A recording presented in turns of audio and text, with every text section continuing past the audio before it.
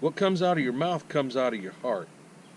And one thing I want to talk about, in these last days we're going to have scoffers, and this is really interesting. Being a sportsman, I stopped off in one of the local towns here and needed some ice for my ice chest. And this guy pulls in, and man, he had a story. He said he caught the biggest brim that he'd ever caught in his life. And we made small talk, and the guy finally told me, he said, man, I'm a pastor.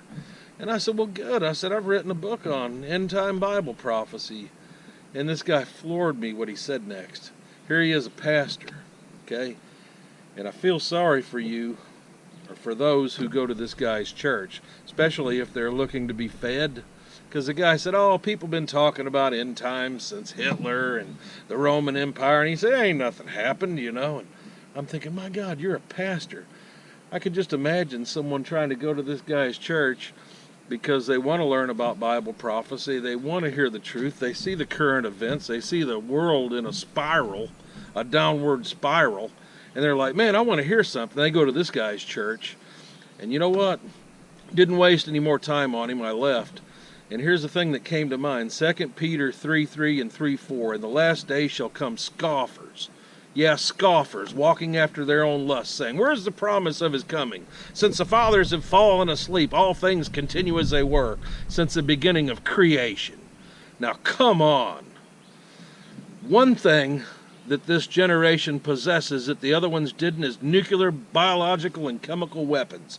And Jesus, when he talked about the tribulation and the time to come, he said, if those days were not shortened, no flesh would be saved. But for the elect's sake, those days have been shortened. And some people say, oh, well, the elect are the Jews. No, the elect are those who are born again and sealed by the seal of God. When you come to God, you're his elect. And Paul, who was the chief apostle to the Gentiles, he said, we're sealed into the day of redemption. Okay? So anyways, we are God's elect.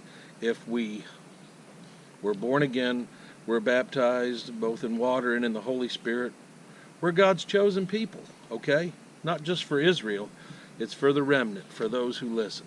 But anyway, I thought I would leave you guys with that information. There's a lot of scoffers out here, and unfortunately, some of them are in the pulpit. And shame on you. Shame on you. You should be warning people. And here's the thing, too. You should be out winning souls, because that's the most important thing.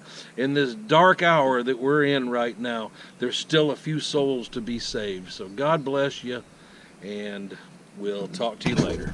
Bye-bye.